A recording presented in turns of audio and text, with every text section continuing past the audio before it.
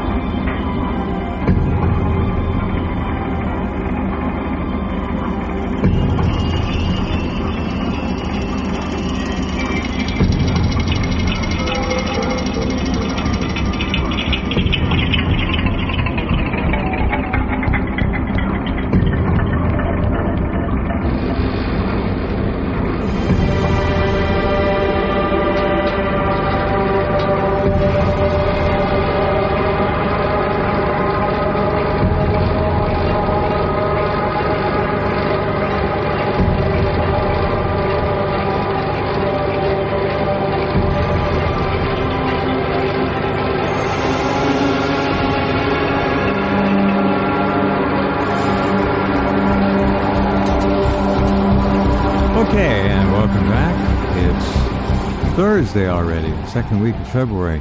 Gerald Celente is with us this hour. He's with us each month, looking at the new TrendsJournal this week, and just took another glance at it. The cover, another great cover. It's just a wonderful magazine. I'll say it again. This magazine is truly what Time magazine used to be and might have morphed into had it maintained its integrity, but it's gone. It's just garbage. This is a great magazine. No ads. Solid intellectual food for thought and consideration. The cover, a bit of a protest outside about banksterism. Interesting. You'll see that if you can get a look at it. The grand manipulation, backroom deals go global, and are they ever? Tremendous amount of material in this issue, Gerald. It may be, it's as strong as I've ever seen. It just gets dense and more populated with important information each time. It's amazing. Well, thank you. Yeah, it's 50 pages, full color, as you mentioned, no ads. And it's history before it happens. We're writing about things that very few people are writing about in detail, if at all. And it's more than just geopolitics and economics. It's social trends, environmental trends, energy trends. So it's a very broad range. Of course, on your show, we tend to talk more about the geopolitical and economic, but the TrendsJournal is it's something that's, when I began it in 1991, it was 8 pages, 2 color. 91. And now, of course, as I said, it's 4 color, yeah. And I've been doing trend forecasting since 1980. It's 35 years now. You started when you were 16 years old. I remember that story. Yeah, I'm the first wave of those baby boomers. Yeah, that's it. So, yeah, God, it goes quick. And it's very, it's rewarding in a lot of ways, and the more that I work on it, of course, I become very sad. And I'm so sad. I was going to say that. It does. It makes you feel in your heart pain at times. It's a darkness, and yet you're giving people a moral, intellectual compass in which that they can hopefully find their way through this insanity. Yeah, one of the stories, by the way, I wrote in my keynote, that what they're doing is all they're selling is fear and hysteria. Yeah. And the way past that is with art and beauty. And that art and beauty are the antidote to fear. Oh, we've talked about that many times. Yeah, and so, we bring in the other elements of it. But again, the sadness is, and I have to tell you, the people that disgust me the most are the liberals. And the reason being is they are disgusting hypocrites. Because when a Bush is in office, they'll complain and they'll moan and they'll scream. But when their guy's in out bushing Bush, there's not a peep. And their answer is, "Oh, what do you run at, Bush?" Look what Obama just did yesterday by seeking a blank check for perpetual war. Oh, yeah. And he did it in the afternoon when no one was paying attention. Right. I mean, we're talking Wednesday afternoon. Right. And in the old days, even under George W. Bush, when he was seeking a blank check for war, it was big news. There was a debate. Real or, whatever it was there. And this was nothing. This was pushed through without anyone watching. It was the end of really any semblance of democracy. All it was a decision made by him and his military backers and his so-called intelligence officials. And as I said, it was done in the middle of the afternoon, and it was a cheap announcement. And here it is. He's asking to go to war. Basically asking for as much money as he needs to do the job, and his liberal prostitutes give him a free ride as always by basically not even covering the story in any depth or with any strength. No urgency, nothing. They ignored it. This guy has had it so easy. He should have been strung up by his heels, and you can fill in the blanks. Long ago. He's a disgrace. Yeah, he's a disgrace. An arrogant guy. One of his lines was, I have it in front of me here. Existing statutes provide me with the authority I need. He wrote in that letter. Oh, yeah. But he said that he insisted he doesn't need Congress's approval, but he wants unity. And then when you read this atrocity that they're pushing through here, he's asking for authorization that provides an enduring offensive ground combat mission. He said it really doesn't ask for an enduring offensive combat operations. What's an enduring offensive? They won't call it enduring offensive. They'll call it a defensive. Oh, they play so they make up games these words to make it sound as though that there's we're really not doing it. And all everybody has to do is go back to August, and when this whole thing, and you can see the way these slimers in Washington work. First, they take baby steps. And here was the first baby step back into Iraq. We're going to save them Yazidis on the mountain. We're going to save them Yazidis. Like everybody knew what a Yazidi was. You got them all living all over the neighborhood. And that was the beginning. This is a humanitarian mission. No boots on the ground. And now they call them. You know what they call them? Advisors. Anybody remember Vietnam? Yeah, they're doing that now. They're also calling for limited boots on the ground. Yeah, limited boots. That means more than 750,000, but less than 1 million, I guess. Look, this is absurd. The whole thing. It's sickening. You're right. It's being played out right in our faces, and the media gives the guy a free ride. And the liberals out there disgust me because they should be screaming at this. No, they're not saying anything. And they don't, you don't hear a peep from them, and they'll defend him on and on. And by the way, this whole ISIS thing, again, it's I remember in Vietnam, it was the same thing, different line. We got to stop those commies over there in Asia because if we don't stop them over there, before you know it, they'll be over here. Oh, well, they had another story about that today. 5,000 ISIL members of some degree or another are apparently allowed to legally travel into this country with passports and so forth. These are multinational, of course, in their origin. They go over there and fight and then leave. Of course, if you get caught trying to leave, they'll execute you. They killed another 100 deserters last week. So if you join ISIS, you better be prepared. It's kind of like the French Foreign Legion. You don't get out until the sun is burning and baking your bones in the desert. That's it. So well, again, who created this?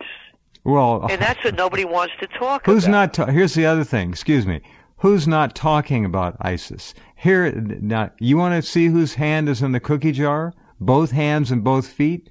Who's not talking about ISIS? The biggest mouth on the planet, that shitty little democracy in the Middle East, says nothing about ISIS. Nothing. Israel says zip. Not a word about it. Well, again, look at this country. The United States is responsible for this. And it's by destabilizing these regions, by killing over 1 million people in Iraq. They funded these people to overthrow Gaddafi. The Arab League and the United States are funding them to overthrow Assad. They created them. And people forget that Jimmy Carter, that wonderful guy, he's the guy that created the Mujahideen, that was the ones that were the beginning of Al-Qaeda. Absolutely. And that was to overthrow to beat the Russians in Afghanistan. And people don't want to look at the facts. Yeah, that little peanut farmer, how could he ever do something so evil? It just makes me sick. Obama has changed. I don't know if you've noticed. Maybe it's just the way the media has been reporting on his behaviors. In the last several months, there's something about him. Prior to that, he was just carefree and kind of mocking and laughing at it all. He's gotten, I don't want to use the word serious in a competent way, but he's gotten to be, to me, meaner, more potentially deadly. I'm not saying we have a foreign policy either. There's something changed in the guy. I agree with you. That's what I was saying to you. Oh, okay. That's what I was saying, this arrogance about him. Yeah, there you go. Yep.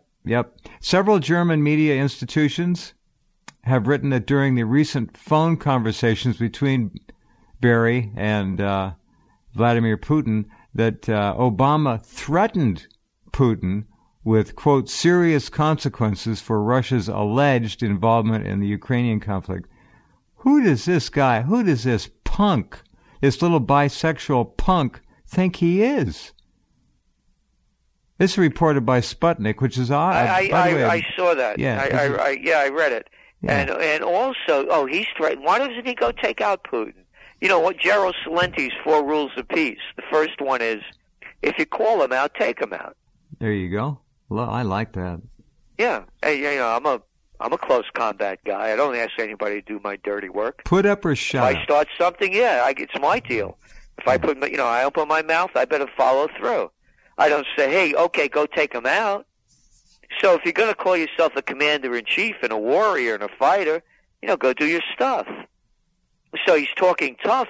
You got a problem with Putin? Let's put him in, the arena there in Verona, and let's have a face-off. We could put it on pay-per-view. We could balance the world budget on that one. Man. Everybody would tune in. You just nailed it. I'd pay to see that. Yeah. And then, so these guys all talk tough, but I don't see him doing any fighting. No, they're happy to send your kids off. I don't see him leading the troops. They'd be happy to send our children over there. Oh, sure. Yeah, no I'm sure they'll be there. Yeah, they're already there. Look, I want to go back to this just for a minute. You watch. You don't miss a thing. This guy's, his facial demeanor, the photographs portraying such, at the very least, are showing a different kind of ugliness about this creep. I don't like it. It bothers me. I've been watching it. No one else has said anything except you has seen this, and that doesn't surprise me in the least. But he's changed. Oh yeah, no, you're right. And you listen to his We do Trends in the News each night. Each weekday night. It's just part of the subscription. And last night, I broke apart his speech of accusing Russia of destabilizing Ukraine. Ukraine, yeah, right. Good. And the arrogance and the lies in it, the outright lies. Again, they keep one after another, day after day. They talk about all of this Russian tanks, Russian, military, Russian. Show me a photo. Could you show me one photo? Nothing. In this age of selfies, all of these reports, right. But you can't show me any. Number two, he's claiming the facts are there that Russia is involved in this war in East Ukraine, and they're training Ukrainian troops. Well. And then, as he's saying this, it comes out on Reuters that the United States, in March, a couple of weeks, is going to be training Ukrainian troops. Well, they're going to formally begin their training. Yeah, formally, they've already been there. And who knows what's going on already? You saw the guy, the reporter. I don't know. I guess she was an East Ukrainian DPR or LPR reporter, and I think she was in either Donetsk, I think, or around in there. Donetsk. No, Anyway, the other one. Yeah, the guy. Yep. Yeah, Luhansk. And the guy walks by her, and she says something in Russian with a microphone, holds it up, and he says, out of my face, please. And he keeps going. As American as apple pie. Yep. It wasn't British. It was an American. So here's Obama saying how terrible it. Now let's, I'm not really, great at geography, but if my memory serves me right, doesn't Ukraine border up against Russia? And wasn't it part of Russia for a real long time? And what is the United States doing way over there and telling the Russian people in Ukraine that they can't be associated with Russia? What am I missing? No, you didn't miss anything. Vicki Nuland spent $5 billion of our dollars pulling off the coup and installing Porky and the Rat. And we've got a situation now that is about as ugly as it gets. The country is completely bankrupt. Their military is in virtually a shambles. They're getting their butts kicked all the time because the Russians do have advisors in the East. They've got high-tech equipment there that has completely jammed, and they'll hone in on a command and control, CNC center, that the Kiev army is using along that so-called line of demarcation. And they'll just take it out with missiles. Boom, boom, boom. Long artillery shots. Boom, boom, gone. So they say, how many? 2,500 dead troops in the last, a month? Something like that. That's on the Ukraine side. I don't know how many on the other side have died, but they have 8,000 surrounded or quasi-surrounded with tanks, APCs. These are Kiev's finest. And among that group of their finest, of course, are mercenaries and elite boots on the ground from the UK, from France, from probably Poland, certainly the United States, helping Porky's troopers. And they're not responding. Why? How can you tell? Because they've got no backbone for this fight. Because when Porky announced 100,000 would be drafted into the military, in the first week and a half to 2 weeks, over 20,000 fled to Russia. And the draft age spread, anybody from 18 to 60 is going to be called up to serve Porky and the Rat's troops. Yep. And the other one where Obama outright lied, he's blaming the deaths of the civilians on the eastern Ukrainians. On the separatist forces? Yes. Okay, so you played this speech and you clipped it. You cut it up. And yeah. Yeah. I wish and then what we did was we showed all of the devastation caused by the Ukrainian Kiev's, the Kiev government, on eastern Ukraine. The Kiev killers. Bus stops that are blown up, the hospitals that have been blown up. Look at the airport. The hospital. Oh, yeah, they target these things, folks. Gerald knows, most of you know, these civilian targets are not accidentally being destroyed. They know exactly what they're doing. And it's really disgusting. But Obama goes on and blames it on the eastern Ukrainians. He's a lying sack of crap. I know, and Jeff, I am 100% with you. There is an evilness and arrogance about him that comes across like, who are you? I'll tell you what to do. Don't you know who I am? That's the attitude that he's putting out there. I'm very that grateful we, the people, are just garbage, and he will tell us what to do, how to act, and how to behave. He's a mean, evil SOB, and we're beginning to see that now. See, that's the difference. Not that smiley face, happy little playful cutesy pie shit. Excuse me, that's what it is. He's evil. And he is a killer at heart. No, he's not running any kind of a cohesive foreign policy. That's a mess, too. But the guy's showing his real self now. Or something has changed in him. Take your pick. It doesn't matter. Because what you're pointing out, what I've been watching, and you can see it in the pictures, the photographs, and the video, it's disgusting. It's frightening. Yeah. It almost makes me feel he could pull the trigger on the big one. Oh yeah, look, when I keep thinking about this, how does a Stalin come in power? How does a Hitler come into power? And it's very easy. It's because the people, whatever the country is, they don't have the courage to stand up. And that's what's going on right now. This country is courageless.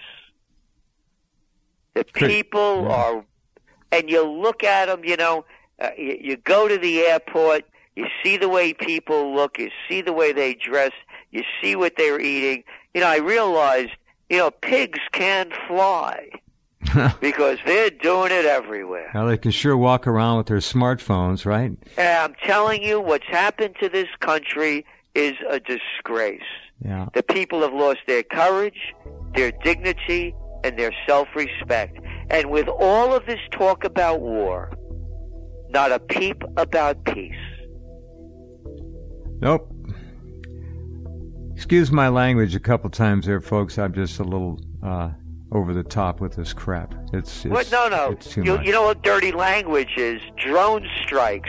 That's dirty language. Amen. All right, we'll be right back. Don't go away.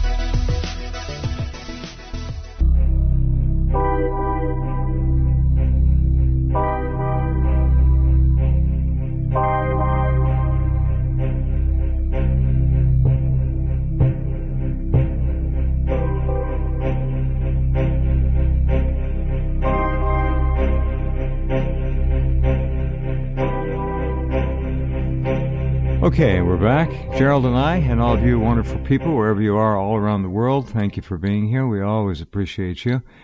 We are talking about Ukraine, which is obviously one of the most important things in years, and it has directly to do with many, many things we could spend probably hours talking about. The free pass that Obama gets is very interesting. The only story that I could really see and find with ease was the piece that Fox did about Obama threatening Putin. Here's a little clip. Now, understand that, and as Gerald no doubt took apart with the actual speech, everything you hear claimed by Obama is the reverse. This is all reverse projection. It's an old trick. It's a PSYOP trick. You take what you've done and you project it on the other person to try to make them, well, somehow defend it, put them on the defensive. As soon as you make a statement that forces someone to say, well, wait a minute, now that's not right, you're wrong. You put them on the defensive and you have control. You have the upper hand. Here's a little quick news clip from Fox. President Vladimir Putin of Russia to address the escalating violence in eastern Ukraine and Russia's ongoing support of the separatists there. The president reiterated America's support for the sovereignty and territorial integrity of Ukraine. President Obama underscores the rising human toll on the fighting and underscored the importance of President Putin seizing the opportunity presented by the ongoing discussions between Russia, France, Germany, and Ukraine to reach a peaceful resolution there. The president emphasized the importance of reaching and implementing a negotiated settlement underpinned by the commitments of the Minsk Agreement. However, if Russia continues its aggressive actions in Ukraine, including by sending troops, weapons, and financing to support the separatists, the costs for Russia will rise. Okay, now that doesn't sound like a whole lot, but it's another in a string of threatening language that had been put out they've been parsed out over the last several months. And this is underscored further by the fact that Obama didn't bother to show up at these talks. That's another slap in the face to Vladimir Putin. Anyway, everything he said that you just heard, that was Shepard Smith, was in fact the opposite of what he said, Obama claimed. It's been going on. It'll continue to go on. Every single thing Obama says is essentially the reverse of reality. Yeah, and again, we're all excited about, the upcoming presidential race. Oh, aren't we? A choice between Clinton and Jeb Bush, and a couple of days ago, here's what Jebby said: the United States needs to lead. He said that he's asking that the United States should advance democracy wherever possible. And he's calling for increased military spending. Well, who made up this thing about the United States advancing democracy when they're robbing us of all our rights over here? I mean, this whole thing, let's make this clear for anybody that has a brain bigger than a pea. And I know this isn't your audience. I would suggest they ask this question for those that defend the militarization and military mindset of this nation. Tell me the string of victories that the United States military has had since World War II. Name them for me. Let's see. I think I could start and end with Grenada. Yeah, you forgot Panama. Oh, yeah, that's right. Yeah. That's it. Great job in Vietnam. Well, if you gave us more, if we only killed 3 million and Agent Orange the joint. If you let us kill more, we could have won. All right. How about Afghanistan? Well, it's not over there yet, and we got rid of them Taliban. Well, it isn't over yet. You're right. The longest war in American history. Hey, how about Iraq? Well, the world's better off without Saddam Hussein. Yeah, but that's not why you said you went there. You said you went there because of weapons of mass destruction and ties to Al-Qaeda that didn't exist.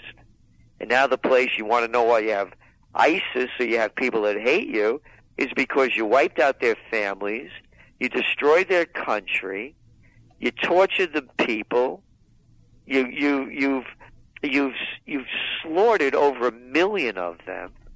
Oh, and by the way, how about the job that you guys did in Libya? You only killed 30,000 over there. Oh, and you armed those militants, didn't you, to overthrow Gaddafi? So let me see the victories. Show me the great strategies that how about Yemen, huh? I forgot about Yemen. Oh, yeah, most people know where Yemen is in this country. Yeah, I think they think it's like someplace outside of Disneyland. Oh, yeah, you know what they did to Yemen? Oh, great victory over there was, we only supported a dictator there for, 40 years, drone strikes every couple of weeks. And again, you said you had to watch your language. No, Jeff. As I said, dirty language is drone strikes. You want to hear some real filthy language? Really disgusting. You made sense to me on this one. How about collateral damage? How about that for filthy language? Yeah, that's as foul as it gets. I agree. Yeah, bringing democracy to peoples around the world means bringing genocide and death, suffering, privation, all the rest of it.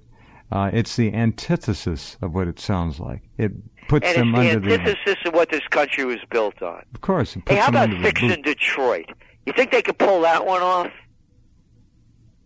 I was thinking the other day about all these trillions and trillions of dollars that are being pissed down the urinal by this government.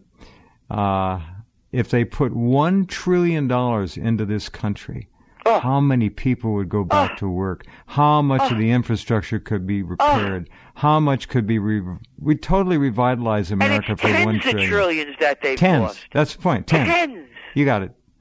Yeah, of course. You know. When I wrote trend tracking back in 1988, the United States had already spent $13 trillion on the Cold War. Wow. Something that nobody understood. See, back then, the number of trillion didn't compute. People couldn't understand what a trillion... Now it's getting to be almost like a billion. They're throwing it around so commonly. We have another quick break coming up here. When we do, we'll get into that and come right back. I'm going to play a little clip from Jebby Bush. This is the Bush Power Center insisting upon another son going into the White House against the Clinton Power Center, which is really predicated more on pedophilia than it is on high finance. But they don't have the push. Jebby has a Mexican, a Latino wife. Wait till you hear I'll play a little clip. Wait till you hear what he says. He made this statement, by the way, in the Detroit Economic Club speech he made. Detroit. Talk about a testimonial to a destroyed America. Detroit. Back in just a minute. Hold on.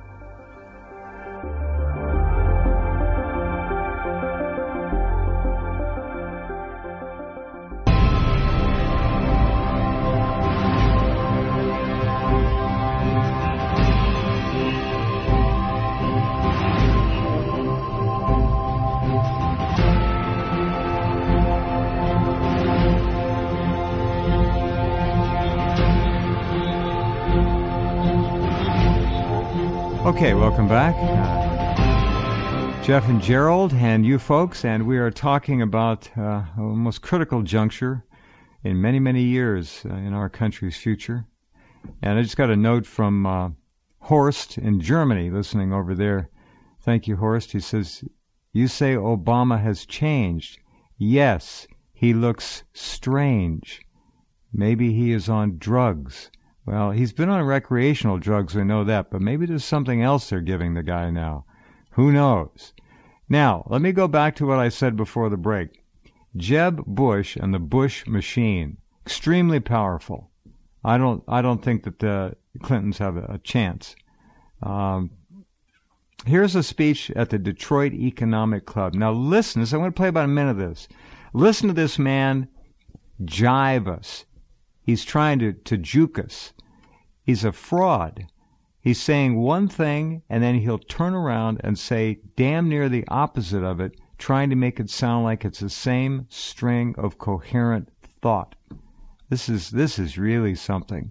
Now here's what you're going to get with Jeb Bush. And I'm not saying I think Hillary's worse. So now get this. Immigration has part of that. We need young, dynamic people that can make an immediate contribution to our economy. Illegals. We shouldn't be fearful of this. We should say, what an incrable opportunity. An opportunity. So I would hope that mentality of shifting this to an economic issue rather than a political issue will be helpful. And it starts with regaining confidence that the federal government can enforce the border. They need to secure the border. first and foremost. Now he's talking about we should welcome these illegal aliens by the millions and millions in here. And then he's saying, well, we've got to take care of that border. We've got to solidify that border. There's no denying that. And that ought to be the highest priority. I don't think the president should use his executive authority where he's gone beyond his constitutional powers.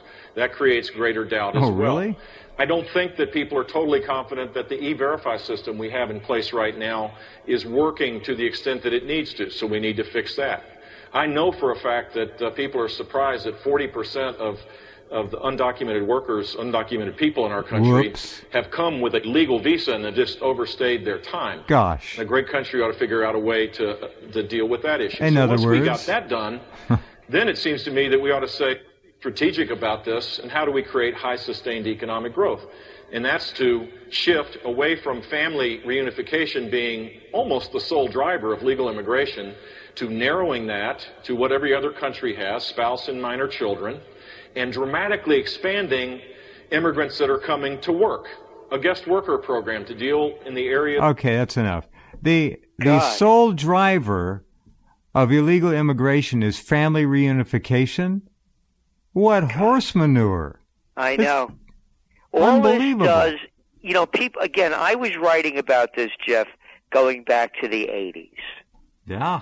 And the biggest pushers of illegal immigration, it began with when we used to have manufacturing, the National Association of Manufacturers, to bring in cheaper labor. Mm-hmm.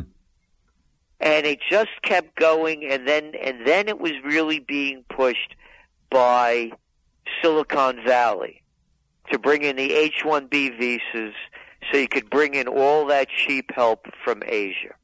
Oh, and India, too. By the way, they were bringing in 747s full of teachers with masters and PhDs. In India, they graduate more PhDs every year in India than we do four-year university and college grads in any major in this country. More PhDs in 1 year. So that's what this is really about. It's bringing in cheap labor. It's part of the multinational takeover. And look at the numbers. I mean, you saw the one from Oxfam that came out. That 1% of the people are going to have more money than 99% of the rest of us by next year. Next year. That's right. Yep. And you saw the Pew Research Center study that came out that shows the gap between the rich and the poor in the United States is worse than it was back in the Gilded Age. So all these people talking about immigration, it's for two reasons. To bring in more cheap labor so the multinationals can make more money by using slave labor, and so they could keep getting votes to keep themselves into office. And to break the backbone once and for all of our national identity, our heritage, our cultural achievements as Americans of all races and religions and creeds, it doesn't matter, of what this country was. It's how they're tearing Europe down. It's how they're tearing America to shreds. These people don't want to assimilate. But the difference in Europe is they're fighting back. Yes, they are. And you're seeing it with Le Pen's party. You're seeing it with UKIP. You're seeing it with the German party. You're seeing it with Syriza in Greece trying to fight back against austerity and immigration. So you're seeing it in other countries, but this is the country that there's no fight anymore. I don't see it at all. No, there's nothing. No, there's no pushback. It's a marshmallow. Oh, if they might get up, push a few computer keys, send off a pre-printed mass mailer to some political target, which gets promptly pushed in the electronic trash can with the delete key on the other end. That's about it. I don't see anything else. Now, you young people listening who do care and who do get it, bless every one of you, because without you, we'd have leg irons on right now. So don't give up. Yeah, and it's up to our generation, too. We've been around long enough to know the deal. And, we should be leading the march. We're not doing anything. And that's what we're trying to do. No, we're not. Our generation... Well, we are. We're launching Occupy Peace on May 2nd here in Colonial Kingston, New York, to honor thy founding fathers. No foreign entanglements. Yeah. Bring home the troops, seal the borders, rebuild America, and have a self-sustaining economy. So we're saying there's a way out. And the other way out is a new third party. And this is the a real time one. for it. Not one that's, and not like the Tea Party that appeared to originally have some grassroots, few, but was taken over. They were co-opted, yeah. Totally. But you look what happened. Look what's going on in Spain. The Podemos party came out of nowhere, and in a year they're challenging the ruling government. In a year. I know. That was a shock. So we can do it too. That was a shock. Europe is, let's say Brussels is still quaking in its boots over that one. They're saying if Greece yanks the cord and walks, they're bankrupt now, but they're happy, as they say, that Europe may collapse. Oh, wouldn't that be fun? I'd pay to see that too. I'm sick of that Brussels thing, again, you go back to the Trends journals. We were reviewing some of them in 2011. The big hype was how the technocrats were going to save the day in Europe. And then you look at how Greece got into the European currency, and it was a dirty deal pushed by the Goldman Sachs gang. The guy that was the head of the Goldman Sachs, the European division, his name may sound familiar.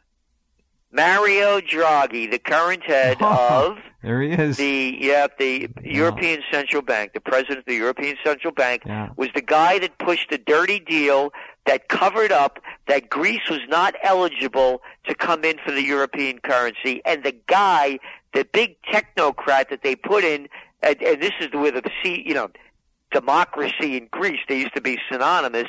They pushed this technocrat in as the ruler of Greece. His name was Podemos, and he was the head of the Greek Central Bank when Mario Draghi and he did the dirty deal to get them into the European currency. Well, central bank. Any country you want to talk about, look at their central bank. And that's, by the way, people that want to see what's going to happen in the future, they could go to our website. We have a 5.5-hour conference that we have here that's available. And one of the big trends is bankism. This is not capitalism, it's bankism. Too big to fail has killed capitalism. The words stand on their own to show that's the merger of state and corporate powers. It's called fascism. And so we're showing the people where we're going, what to do about it, business opportunities, things to consider, things to avoid, and investment opportunities for them to consider, although we do not give investment advice, but directions on entrepreneurial opportunities and where the future's heading. I have a story going to go up. It's just kind of a fun story. If any of this is really laughable anymore, it's this Brian Williams thing. You talk about arrogance and ego. What is the guy, Walter Mitty? I forget what I named it, but I'll have it up there tonight. And it shows a lot of historical pictures. Brian Williams interviews Mark Twain. You seen this one? I saw. Yeah, somebody sent it to me. Yeah, laugh like heck on that. Oh, did you get the one that we sent out that Brian Williams persecuted by prostitutes? No. Did you get that email? No, I don't think so. Oh, that's funny. You should have gotten that. I may have. I'll go back and look again. Oh, that's a good one to put up. What we did was we showed how... Oh, I did run it. I did, yes. I put it up yesterday. Okay, yeah.